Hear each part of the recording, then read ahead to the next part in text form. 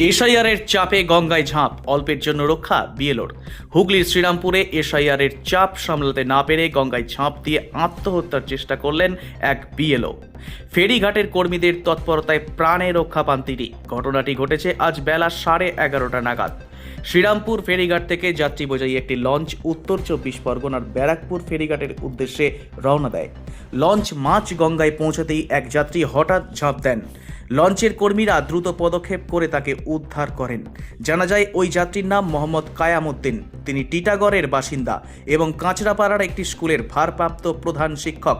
পাশাপাশি তিনি বিএলও হিসাবেও এসআইআরের কাজে নিযুক্ত ছিলেন। তার বুথে মোট 1245 জন ভোটার রয়েছে। প্রত্যক্ষদর্শীদের মতে গঙ্গায় ঝাঁপ দেওয়ার আগে তিনি এসআইআর সংক্রান্ত নথি ভর্তি ব্যাগ ও মোবাইল ফোন লঞ্চেই রেখে যান। পরে জিজ্ঞাসাবাদে তিনি জানান, এসআইআরের কাজের চাপ সামলাতে পারছিলেন না। ডিজিটাল প্রক্রিয়ায় কাজ করতে তার অসুবিধা হচ্ছিল। নির্বাচন কমিশনের আধিকারিকদের বিষয়টি জানালেও সুরাহা হয়নি বলে দাবি তাঁর।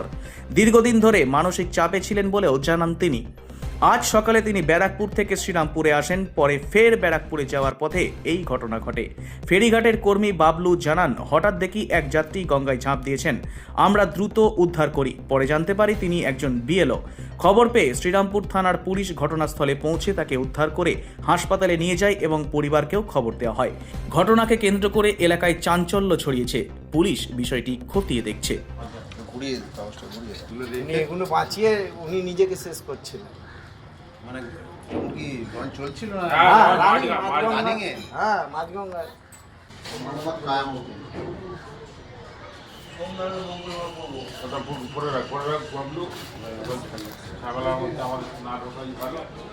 ঘটনাটা ঘটেছে 11:15 যে বোটটা আছে, এই বোটটা এখান দিয়ে ছেড়েছে। জাস্ট আমরা তাকিয়ে আছি বোটে দিয়ে, যেরকম বোট যায় নর্মাল দেখছি ঘর ঘর ঘর আওয়াজ হচ্ছে। একটা আমরা বোটের আওয়াজ যদি পাল্টে যায় বুঝে যায় যে কোনো কিছু ব্যাপার আছে। যখনই তাকিয়ে দেখি একজন গঙ্গা ঝাঁপ মেরেছে।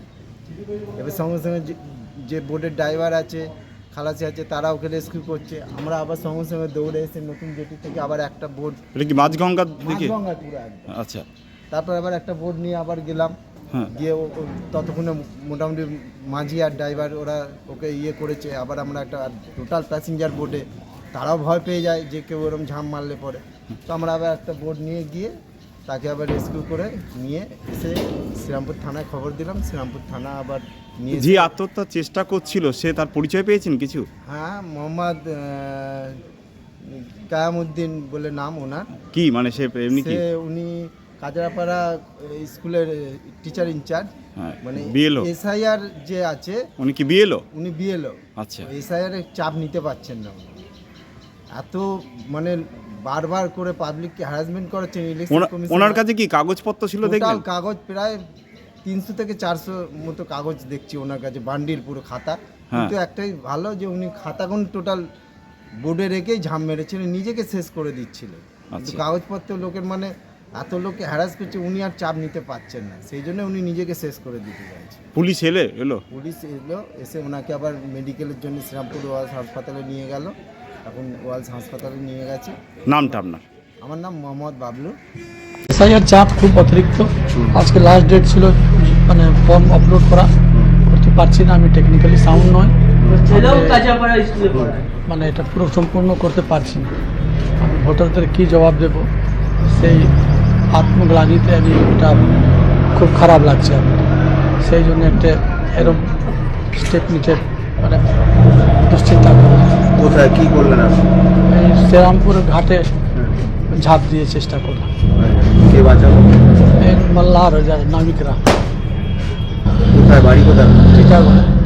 আর কোন স্কুলে আপনি? কাঁচাপাড়া আরপি হাই স্কুলে আছে। কত? Bureau report, Hooghly Times.